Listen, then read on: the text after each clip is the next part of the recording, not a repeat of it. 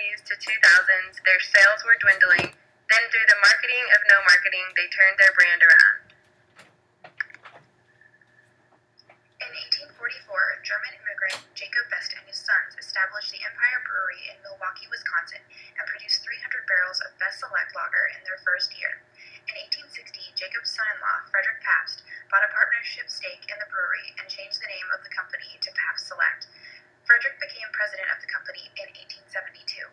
The current name comes from the blue ribbons that were tied around the bottle, a practice that ran from 1882 to 1916. Sales of Pabst peaked in 1977 when they reached 18 million barrels. In 1980 and 1981, the company had 4 different CEOs, and by 1982, it was 5th in beer sales in the United States, dropping from 3rd in 1980. From changing management so many times, the company suffered and sales were dropping drastically. By 2001, the brand sales were below 1 million barrels. That year, the company hired a new CEO, Brian Kolfachuk. Pabst was about to go bankrupt and desperate for a positive change. In 2000, PBR was widely talked about as an old man's beer. It wasn't sold in bars or restaurants, which was a major problem because that is how people experiment with new beers. In August of 2000, PBR hired Neil Stewart as a divisional marketing manager. In late 2001, Neil transitioned to brand manager, where he assumed responsibility of changing the brand's image. In Portland, Oregon, there was a certain group of consumers getting into the brand again. Bike messengers started adopting PBR and liked it for everything it was and wasn't doing. They appreciated the fact that PBR didn't have posters of girls in bikinis in the men's room. Those tactics and typical commercial advertisements were too mainstream for them. Neil focused on low-level, subtle marketing to different subcultures, including hipsters, indie rockers, and vintage Vespa scooter riders. From 2003 to 2004, Neil traveled to major cities in the U.S., targeting these subcultures and expanding PBR's market. This clip from South Park shows PBR's white trash reputation.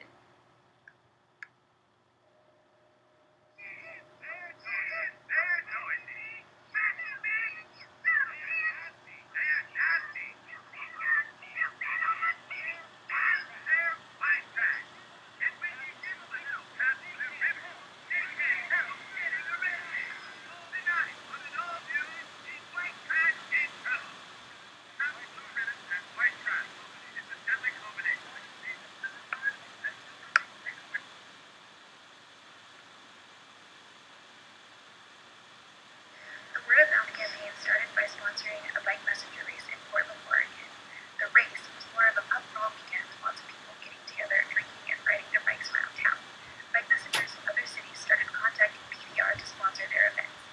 For a year, Neil traveled to other cities and hung out in local bars, handing out free PBR merchandise and telling everyone he spoke to not to let the whole bar know that he was here. He traveled trying to recreate what happened in Portland. The biggest challenge for Neil was getting the distributors to believe the brand was relevant again. There is a 3-tier process getting the beer to the consumer. It starts with the brewery, and then it goes to the distributor, and then to the retailer. If the distributor doesn't believe in the product, they don't focus on it, and that can kill a brand. Neil traveled around the country and filmed interviews with retailers, distributors, and consumers. He then made it into a 15-minute video which PBR's marketing team was required to show to distributors when they were promoting the brand. This was an extension of the word-of-mouth campaign because distributors were hearing it from their peers instead of being told by PBR that the brand was selling again. In 2003, New York Times writer Rob Walker wrote an article about PBR's marketing of no marketing strategy. That gained PBR a lot of attention, and other media outlets started talking about PBR too. This is important because consumers were noticing PBR was cool again. PBR showed the articles to distributors as further proof that the brand would sell. The only traditional advertising PBR did was buy ads in weekly publications featuring local bands in hopes they would drink PBR in front of their fans. The ads were in 20 different publications in 26 different markets. In Kansas City, this newspaper was called the KC Pitch. Sponsoring local bands led to artists singing about their love for PBR.